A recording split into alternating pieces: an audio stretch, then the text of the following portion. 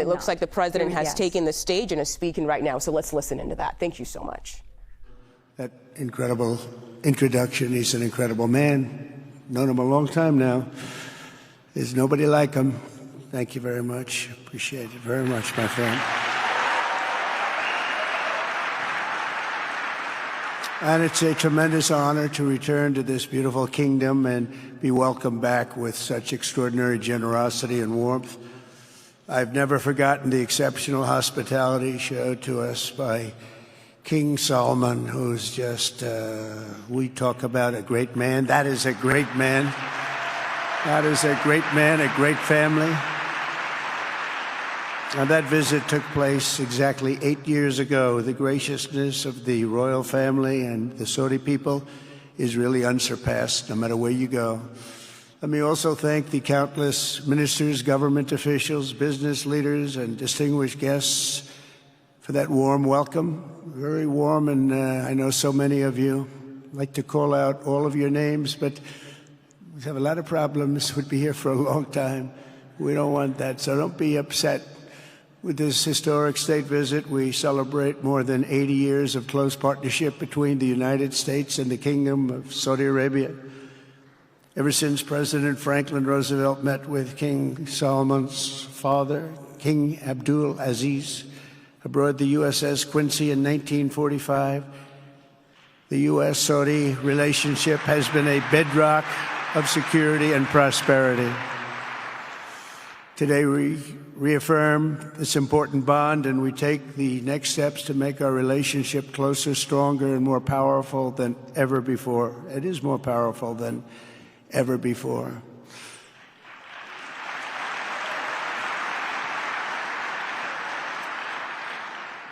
And by the way, it will remain that way. We don't go in and out like other people. It will remain that way.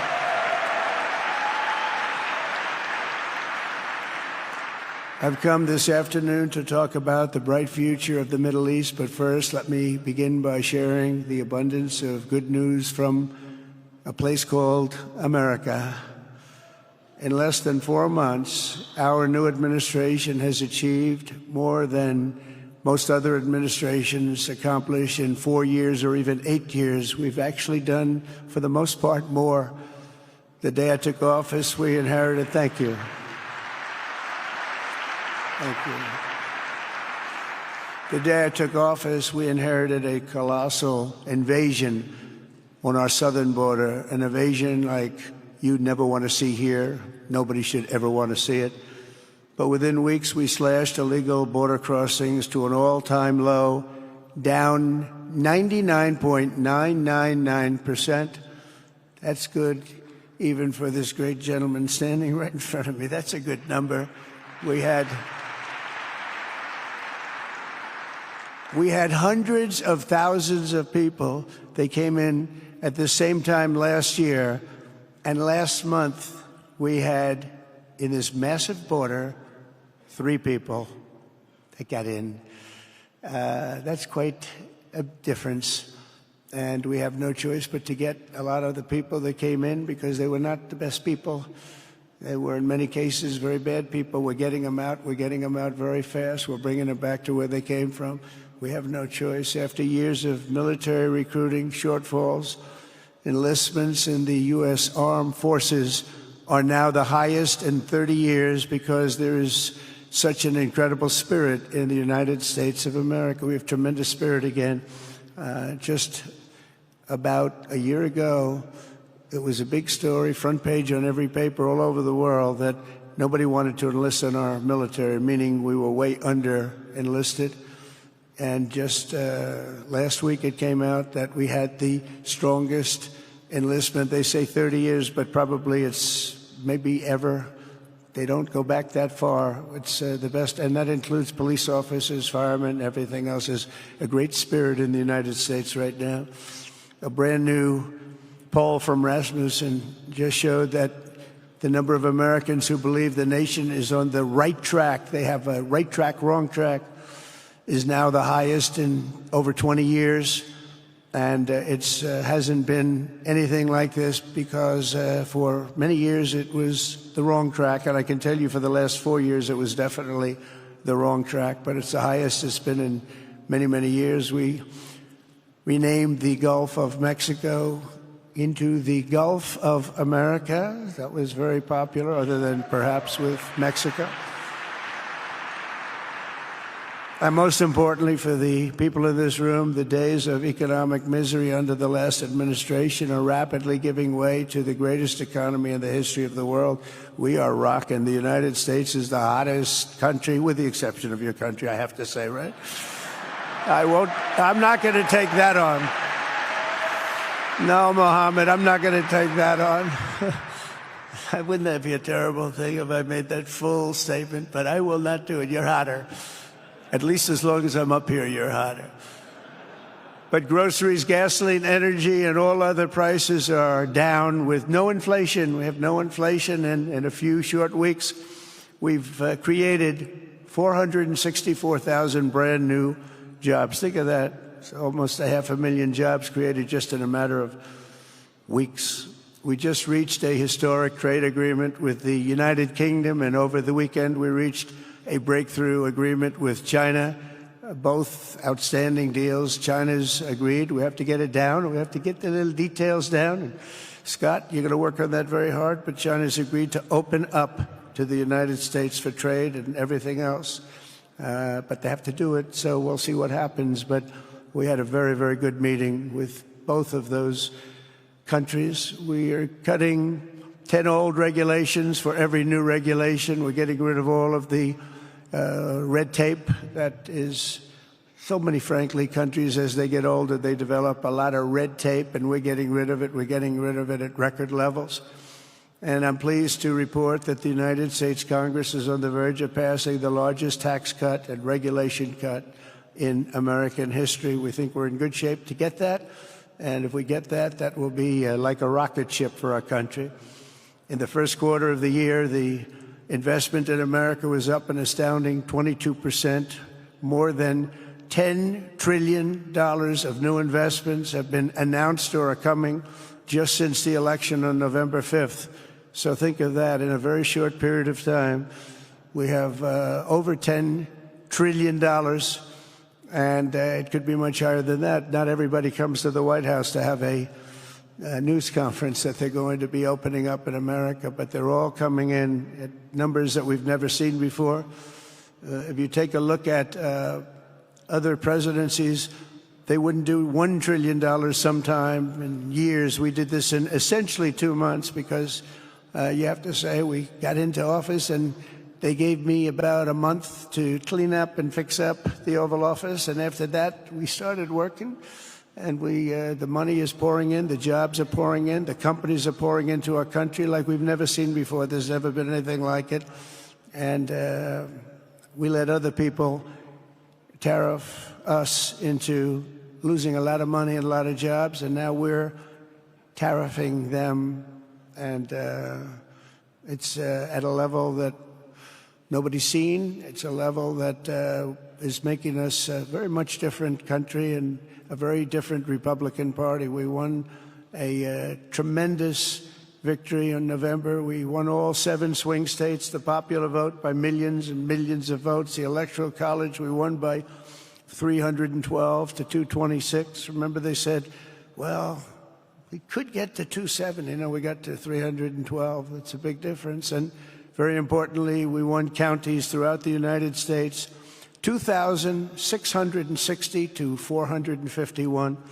That's why when you look at a map, they're all red. The whole country is red.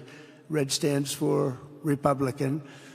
From the moment on and from the moment we started, we've seen wealth that just poured and is pouring back into America. Apple is investing $500 billion. NVIDIA is investing, and I see my friend is here. Jensen, that's very good, wherever you may be. I thank you very much, because he's putting in $500 billion.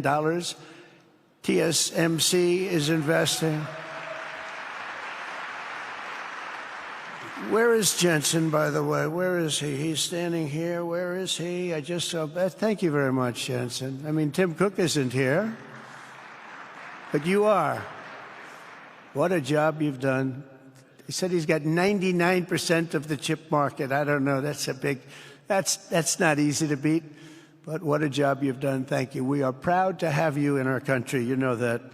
Thank you for the investment. TSMC is investing $200 billion, and with this trip, we're adding over $1 trillion more in terms of investment into our country and buying our products. And, you know, nobody makes military equipment like us. We have the best military equipment, the best missiles, the best rockets, the best everything. Best submarines, by the way. Most lethal weapon in the world. In addition to purchases of $142 billion of American-made military equipment by our great Saudi partners, the largest ever. This week there are multi-billion-dollar commercial deals with Amazon, Oracle, AMD. They're all here. Uber, Qualcomm, Johnson & Johnson, and many, many more. So I want to congratulate everybody. So many great business executives, many of you, most of you I know. And they're coming in, you know, about a month ago. They weren't that happy when they saw me. And now they're saying, sir, you're doing a great job. Thank you very much. It's amazing what a rising market will do. Oh, it's going to get a lot higher. In fact, I told people 5 weeks ago, this is a great time to buy. I got criticized for that. Now they don't criticize me anymore. People should have listened. But it's going to go a lot higher. You see, we've never had anything like this happen. It's an explosion of investment and jobs, and great companies are coming in. Never seen anything like it. There's no better place to make a future or make a fortune, do anything, frankly, than what we have in the United States of America under a certain president, Donald J. Trump. I have the right attitude. I have the same attitude that the people in the front row, second row, third row have. As you get back, perhaps they start to wane a little bit in terms of their view. But they understand, and we're doing what a lot of smart people would do. And we're not necessarily being politically correct. You saw what we did yesterday with health care. We've cut our health care by 50 to 90%. You're going to see drugs and pharmaceuticals come down at numbers that nobody has ever seen. And drugs, pharmaceuticals, we think will be dropping. And it'll be a redistribution of costs with other nations, which really took advantage of a very nice group of people that ran our country. But not only is this a time of incredible excitement in the United States, it's also an exhilarating period right here in the Arabian Peninsula. Beautiful place, by the way. Beautiful place. Exactly. Thank you.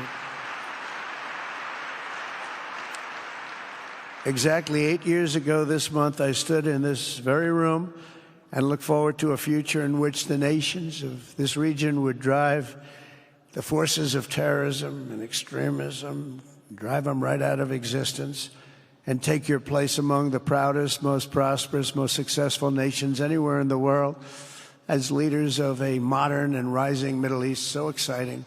So exciting. Mohammed, do you sleep at night? How do you sleep? Huh? Just thinking.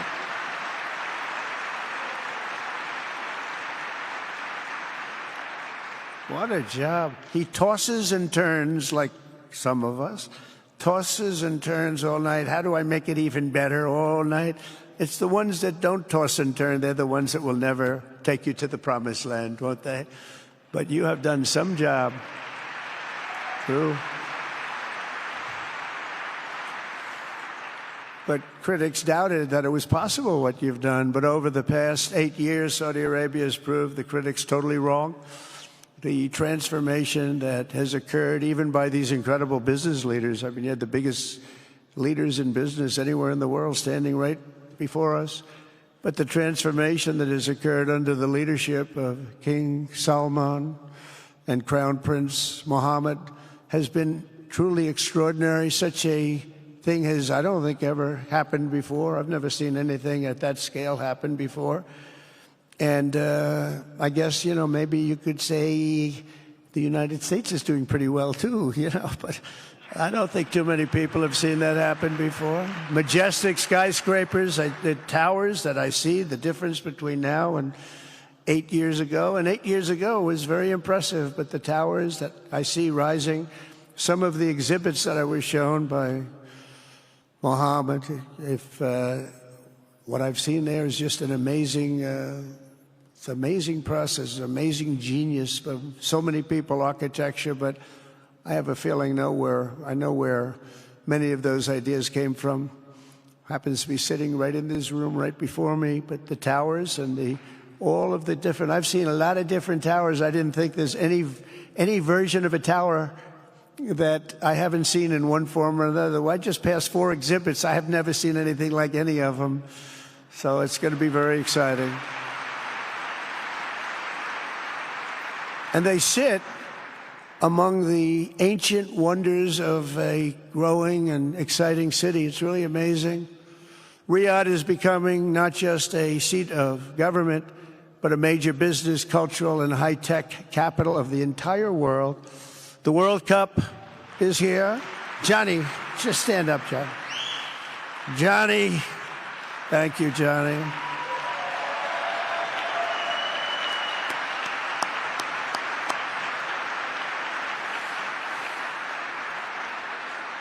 Great job, Johnny, great job. But the World Cup and the World Expo will soon be coming here, just like the World Cup is coming to the United States. It's going to be really exciting next year.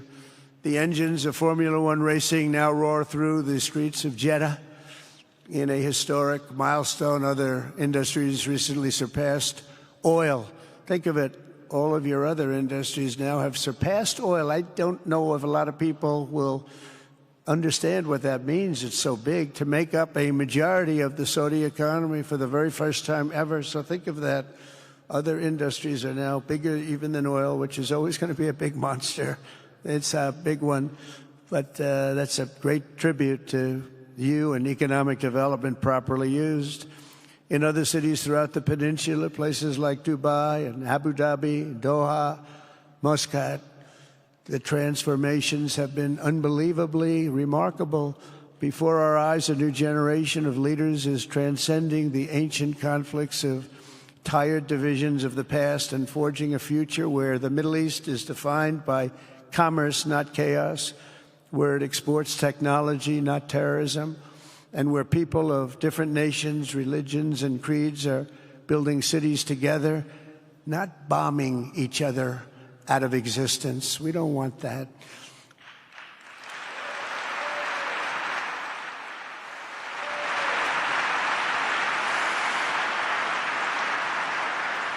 And it's crucial for the wider world to note this great transformation has not come from Western interventionists or flying people in beautiful planes giving you lectures on how to live and how to govern your own affairs. No, the gleaming marvels of Riyadh and Abu Dhabi were not created by the so-called nation builders, neocons, or liberal nonprofits like those who spent trillions and trillions of dollars failing to develop Kabul, Baghdad, so many other cities. Instead, the birth of a modern Middle East has been brought by the people of the region themselves, the people that are right here, the people that have lived here all their lives, developing your own sovereign countries, pursuing your own unique visions and charting your own destinies in your own way. It's really incredible what you've done.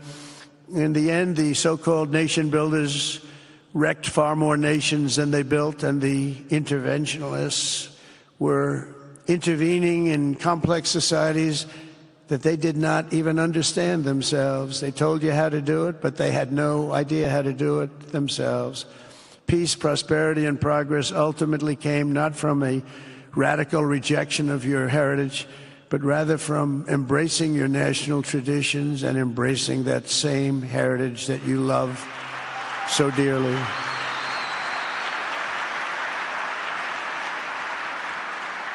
And it's something only you could do. You achieved a modern miracle, the Arabian way. That's a good way.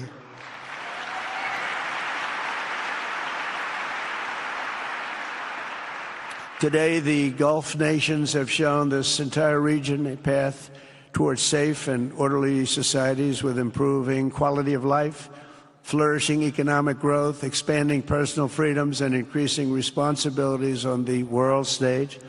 After so many decades of conflict, finally it is within our grasp to reach the future that generations before us could only dream about, a land of peace, safety, harmony, opportunity, innovation, and achievement right here in the Middle East. So beautiful. It's such a beautiful thing that's happening. I guess, the people that are here can't even really appreciate it because you see it happening, and it's when you come to a place that you haven't seen in 5 years or 10 years or 20 years that it's even more incredible.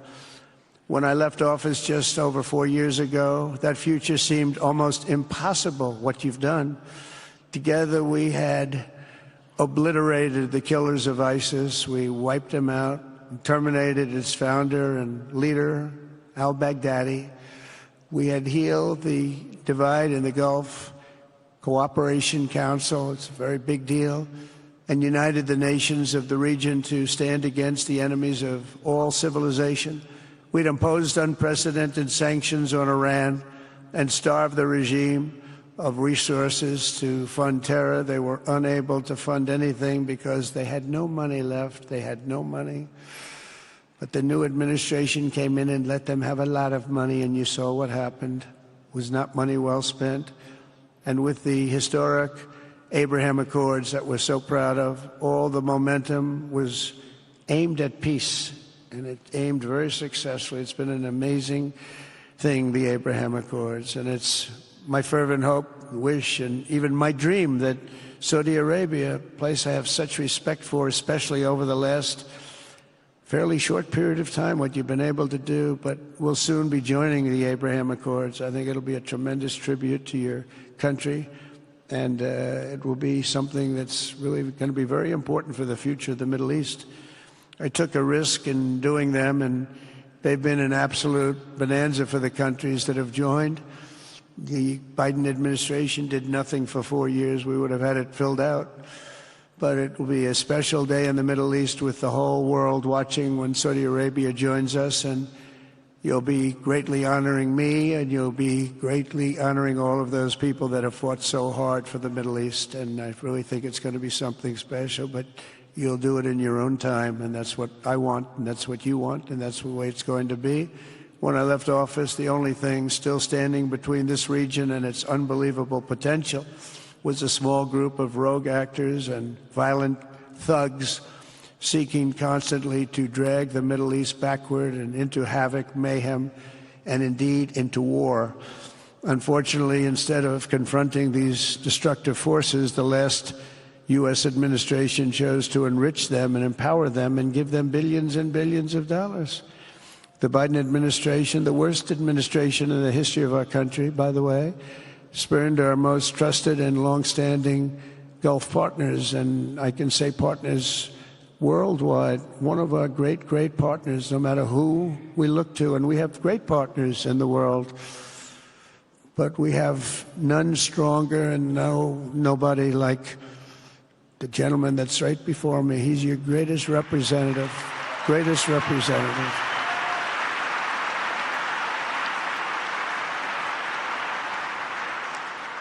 And if I didn't like him, I'd get out of here so fast. You know that, don't you? He knows me well. I do. I like him a lot. I like him too much. That's why we give so much, Too much. I like you too much. Great guy. They lifted sanctions on Iran in exchange for getting nothing, and sent the regime tens of billions of dollars to fund terror and death all over the world. And they laughed at him. They laughed at our leader. And they're still laughing at our leader. They thought him a fool. And they made nothing but trouble ever since, including the funding of October 7th, one of the worst days ever in the history of the Middle East. Horrible day. Biden removed the Houthis from the list of foreign terrorist organizations, even while missiles and drones were being launched right here at your beautiful city of Riyadh, and launched at ships if they happened to be sailing in the wrong location. The Biden administration's extreme weakness and gross incompetence derailed progress toward peace, destabilized the region, and put at risk everything we had worked so hard to build together. And when you think of the great achievements that you've made, to do it in light of a pretty hostile administration, an administration that was not a believer, it makes your achievements even greater. Makes them even greater, you know that. But in a few short months since taking office, we have achieved the swift return of American strength at home and abroad, now working with the vast majority of people in this region who seek stability and calm.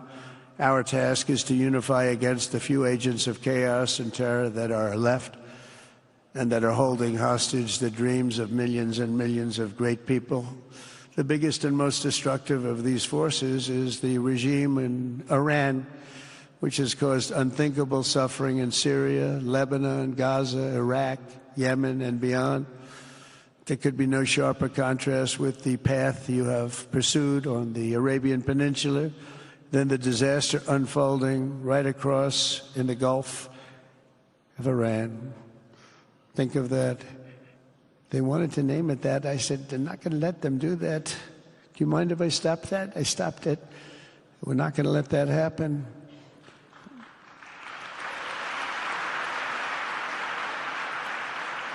While you have been constructing the world's tallest skyscrapers in Jeddah and Dubai, Tehran's 1979 landmarks are collapsing into rubble and dust. They had it going for a little while under a much different system, but those buildings are largely falling apart, falling down, while you're building some of the world's biggest and most incredible infrastructure projects.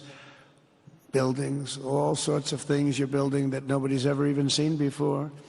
Iran's decades of neglect and mismanagement have left the country plagued by rolling blackouts lasting for hours a day. All the time you hear about it.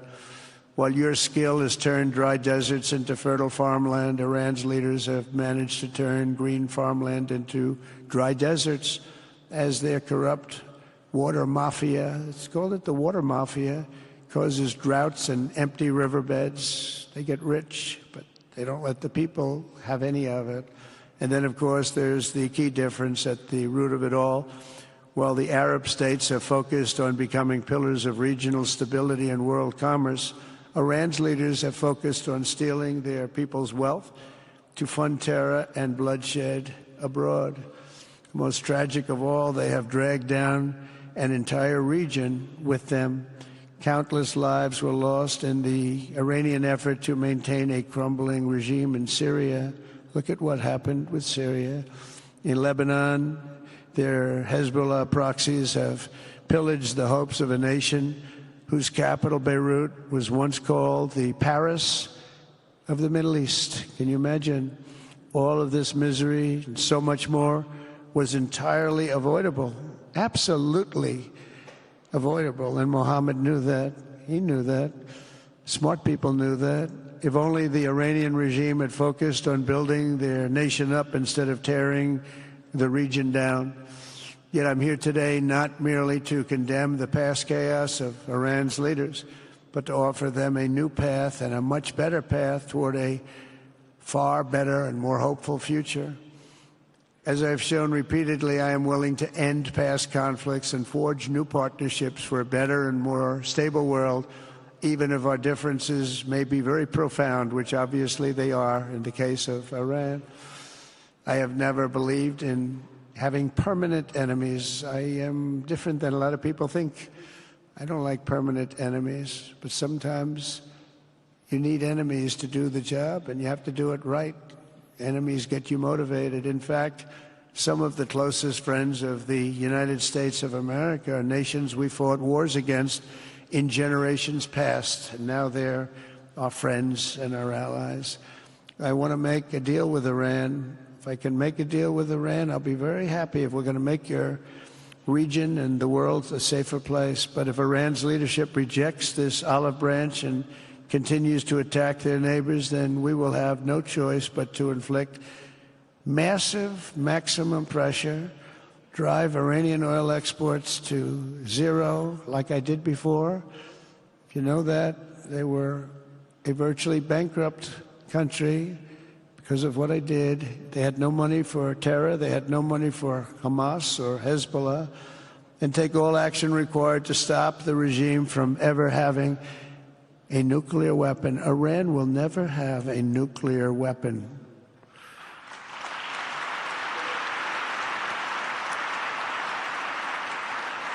But with that said, Iran can have a much brighter future, but will never allow America and its allies to be threatened with terrorism or nuclear attack.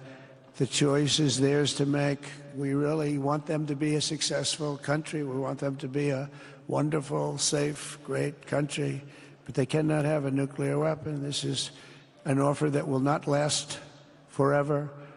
The time is right now for them to choose. Right now, we don't have a lot of time to wait. Things are happening at a very fast pace. They're happening right here. They're happening at a very fast pace. So they have to make their move right now, one way or the other. Make your move. As I said in my inaugural address, my greatest hope is to be a peacemaker and to be a unifier. I don't like war. We have the greatest military, by the way, in the history of the world. You know, I rebuilt our military in my first 4 years and rebuilt it into the most powerful military there is. And you saw that when I knocked out ISIS in 3 weeks. People said it would take 4 years, 5 years. I did it. We did it in 3 weeks. Just days ago, my administration successfully brokered a historic ceasefire to stop the escalating violence between India and Pakistan. And I used trade to a large extent to do it. I said, fellas, come on, let's make a deal. Let's do some trading. Let's not trade nuclear missiles. Let's trade the things that you make so beautifully. And they both have very powerful leaders, very strong leaders, good leaders, smart leaders. And it all stopped. Hopefully it'll remain that way, but it all stopped. I was very proud of Marco Rubio and all of the people that worked so hard. Marco, stand up. What a great job you did on that. Thank you, J.D. Vance, Marco. The whole group worked with you, but it was a great job. And I think they're actually getting along. Maybe we can even get them together a little bit, Marco, where they go out and have a nice dinner together. Wouldn't that be nice? But we've come a long way, and it could be, you know, millions of people could have died from that conflict that started off small and was getting bigger and bigger and bigger by the day. I've also been working relentlessly to end the terrible bloodshed between Russia and Ukraine, and very importantly, talks are being held in Turkey later this week, probably on Thursday, and they could produce some pretty good results. Our people are going to be going there. Marco's going to be going there. Others are going to be going, and we'll see if we can get it done.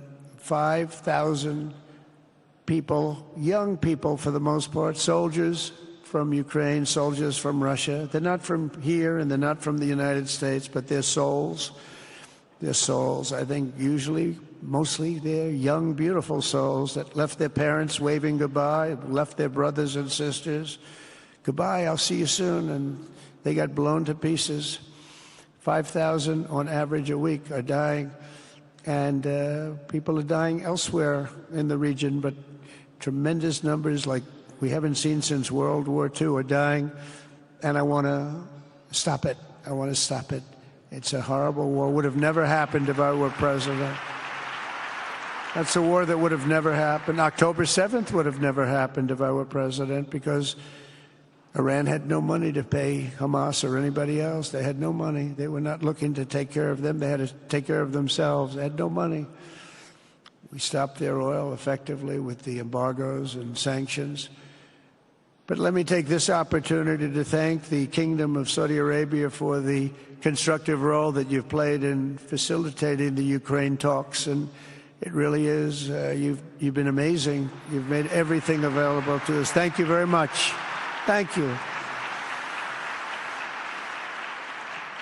And if we get that settled, we'll pay a special tribute to what you've done. You really did lay a great groundwork. Thank you very much. Appreciate it.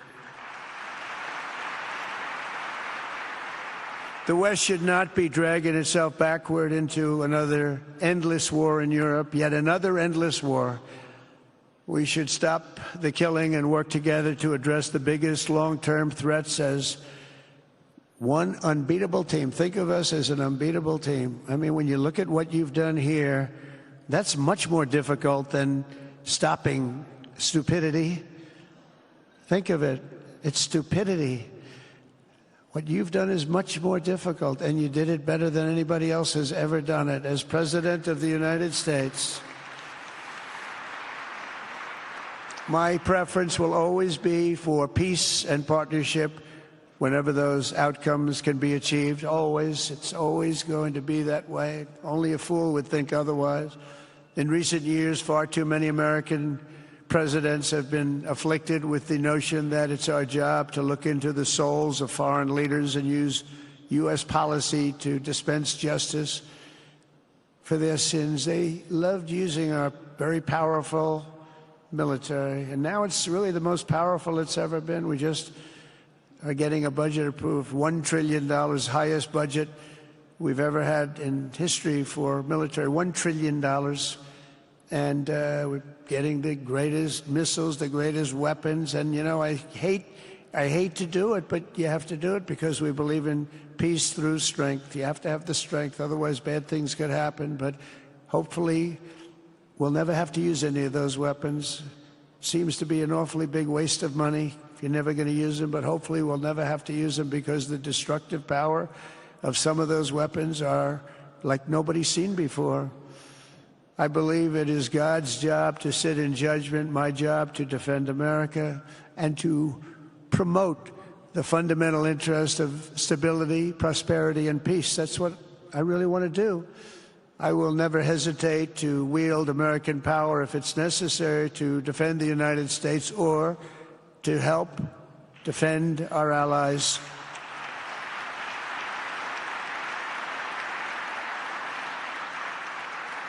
And there will be no mercy for any foe who tries to do us or them harm. We will have no mercy. They understand that. That's why I've been pretty lucky. A lot of people think, you know, he's looking to fight. He's looking to fight, and things get settled. It's an amazing thing when they really think you mean it. But we do. We have the greatest military, the strongest military, stronger than any. Nobody's even close. We have the best weapons in the world. But we don't want to use them. If you threaten America or our partners, however, then you'll be faced with overwhelming strength and devastating force. We have things that you don't even know about, you don't hear about, and if you did, you'd say, wow.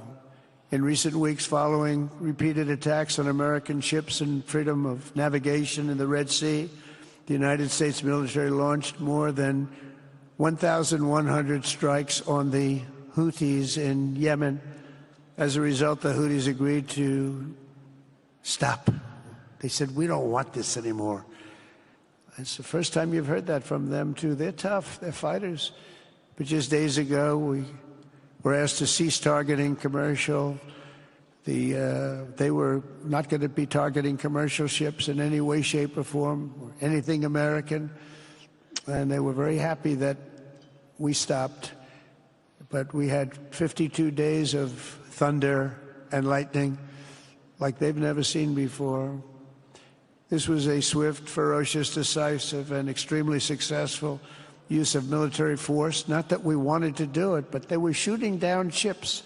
They were shooting at you. They were shooting at Saudi Arabia. We don't want them shooting at Saudi Arabia if that's okay. So we hit them hard. We got what we came for, and then we got out. Since January 20th, the U.S. military has terminated 83 terrorist leaders operating across Iraq, Syria, and Somalia, including ISIS's #2 global leader. You read about that just recently. With the help of Pakistan, we apprehended the ISIS terrorists responsible for the attack on 13 American service members at Abbey Gate, that horrible, horrible disaster. During this Afghanistan withdrawal, you know, that's another thing that we don't even think about so much anymore. 13 died, but 42 were horribly wounded. But hundreds of people died overall, because I count the people on the other side. Hundreds of people just grossly incompetent. It's probably why Putin decided to go into Ukraine, something he never would have done if I were president. But we wouldn't have had the problems of October 7th if I were president. We wouldn't have had Ukraine, Russia if I were president. We wouldn't have had Abbeygate because there wouldn't have been any reason we were getting out, but we were getting out with dignity and with strength and power. But the way they got out was not good. I think it was the most embarrassing moment in the history of our country.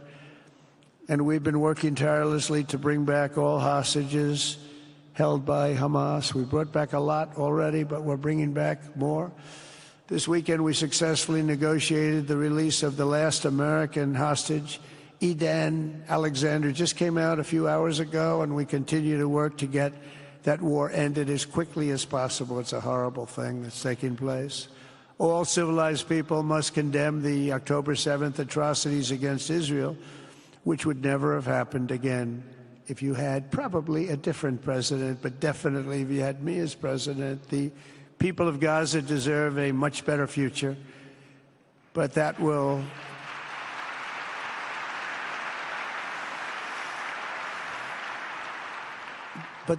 or can not occur as long as their leaders choose to kidnap, torture, and target innocent men, women, and children for political ends. The way those people are treated in Gaza, there's not a place in the world where people are treated so badly. It's horrible.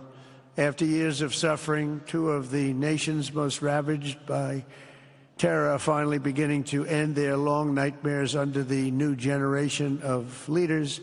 In Lebanon, where a friend of mine has just become the ambassador. He's going to be great. I said, you know, that could be a very dangerous job. He said, I was born there. I'm Lebanese. I love that country. I said, but it's very dangerous. You know, this is a friend of mine from New York. I said, but it's very dangerous. Are you sure you want to do it? I never thought of him as being a warrior, but he is a warrior. He loves his country. He said, if I'm injured or die, I'm dying for a country that I love. He grew up there.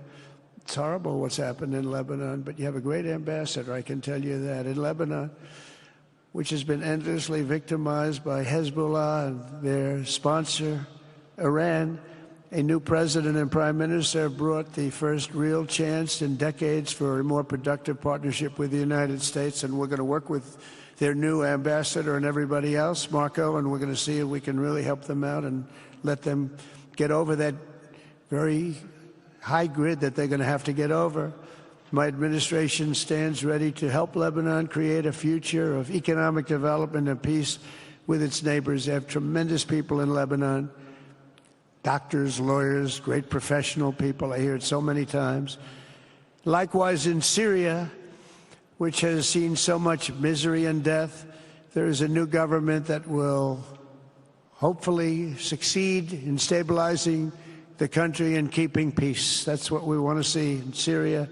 They've had their share of travesty, war, killing, many years.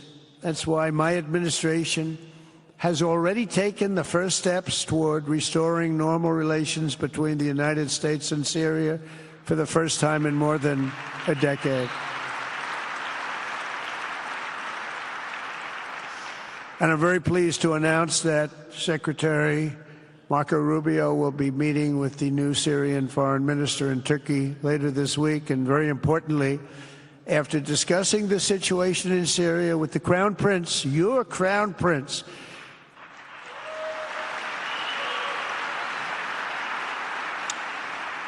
and also with President Erdogan of Turkey, who called me the other day and asked for a very similar thing, among others, and friends of mine, people that I have a lot of respect for in the Middle East, I will be ordering the cessation of sanctions against Syria in order to give them a chance at greatness.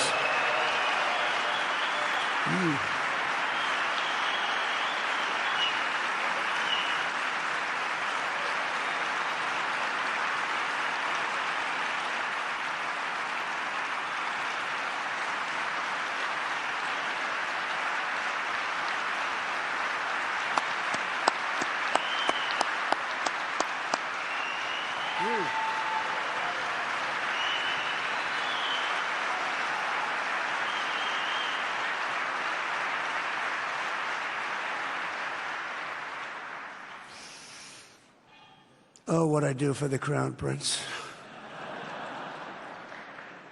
The sanctions were brutal and crippling and served as an important function, nevertheless, at the time. But now it's their time to shine. It's their time to shine. We're taking them all off, and they're going to have, I think they're going to have, based on the people and the spirit and everything else that I'm hearing about.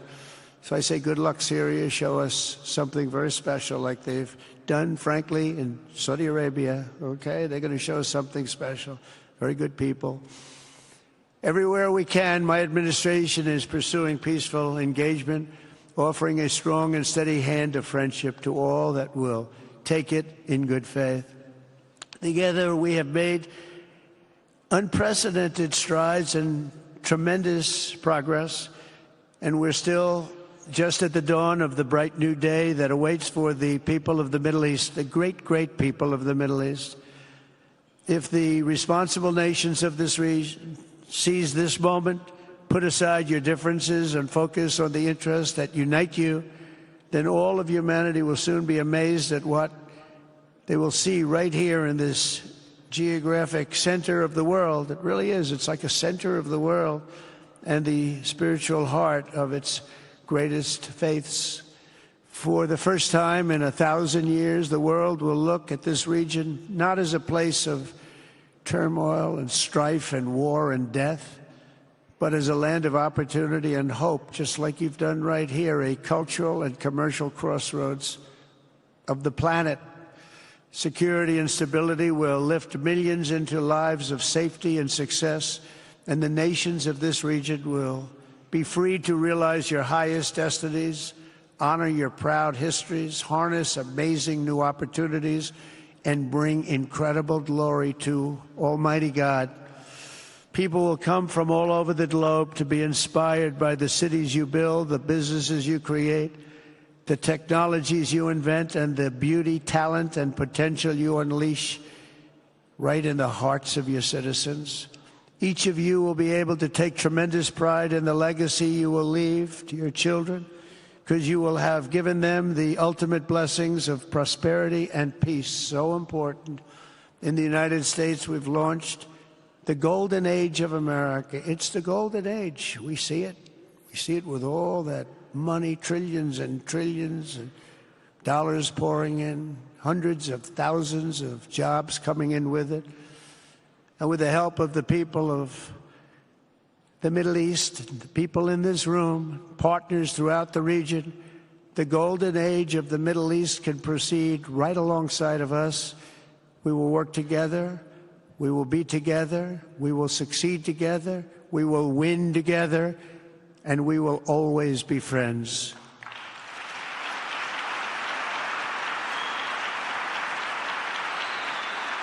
Thank you.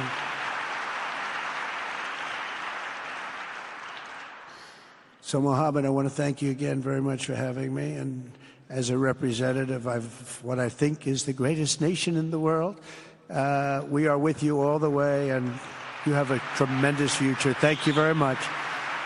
And please pay my respects to your father. Thank you very much. Thank you.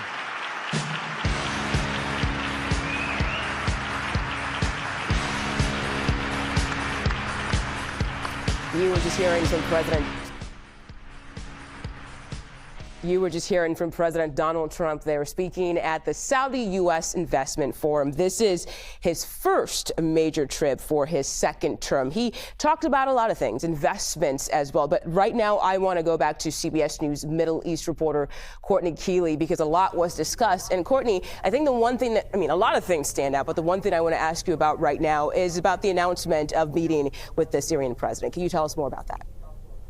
Well, that is huge news. President Trump went from country to country, talked about investments, arms deals, investments, and then he made this huge announcement.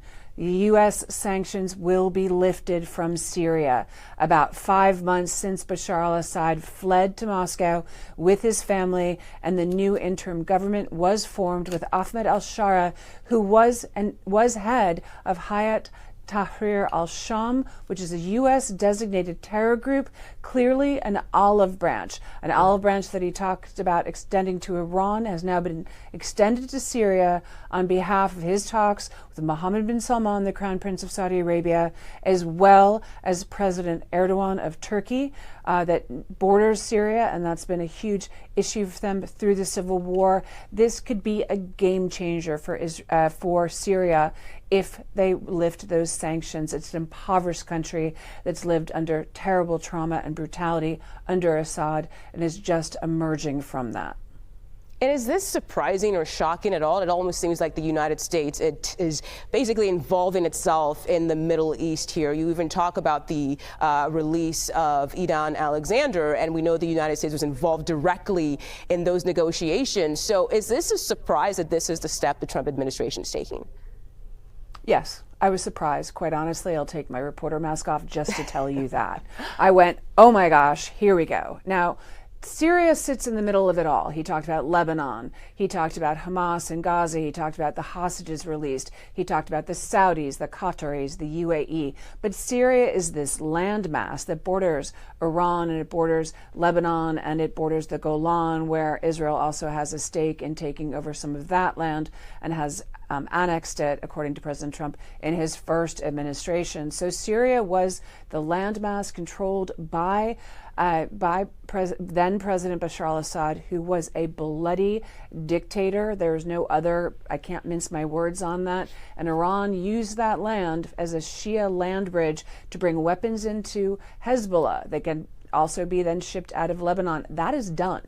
Prime Minister Netanyahu launched a war into Lebanon as well. A lot has been pacified really in this region. I mean, this really also was just a love letter over and over to Crown Prince Mohammed bin Salman. I don't want to, I need to touch on that point too. While the news coming out of Syria is great for the Syrians and could also be that huge peg in the middle that could help establish relationships with Lebanon. It's just a key player for so many players in the Levant. But this is a trip to the Gulf. This is the biggest arms deal the U.S. is offering the Saudis on the table. They've already talked about a $1 trillion deal with UAE. So there's deals with money, and there's deals with peace, and we all know President Trump likes deals, but he was talking in such a florid way, so much about ancient civilizations, an end to bloodshed, peace, and harmony. Those words were not lost on me, and it will not be lost on the region, and will also not be lost on Iran, who are watching very closely. Yeah, some very, very important insight there. Courtney Kealy, thank you so much for standing by with us on 24/7 this entire time. We appreciate it. Thank you. All right, tracking the president's trip live from the White House is CBS News White House correspondent Aaron Navarro. Aaron, thanks for standing by as well. Trump referenced talks between Russia and Ukraine. So what was your takeaway there?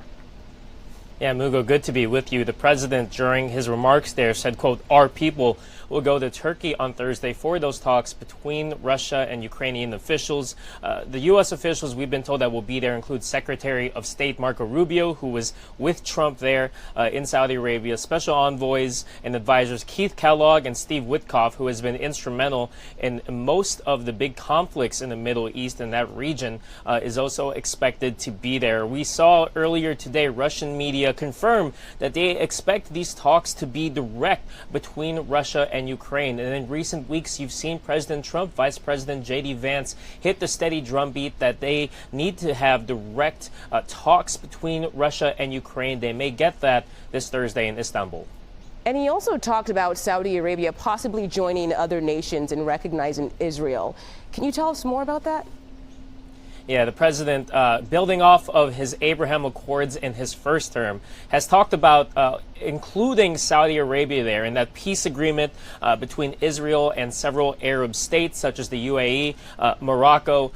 President Trump said they will, quote, do it in their own time. But Saudi's leader, Mohammed bin Salman, has been pretty clear-cut that they would not join the Abraham Accords unless there's a clear path for Palestinian statehood and end to the war in Gaza. So that's certainly a goal stated by President Trump during his remarks. Whether it's a realistic one at this current moment remains to be seen.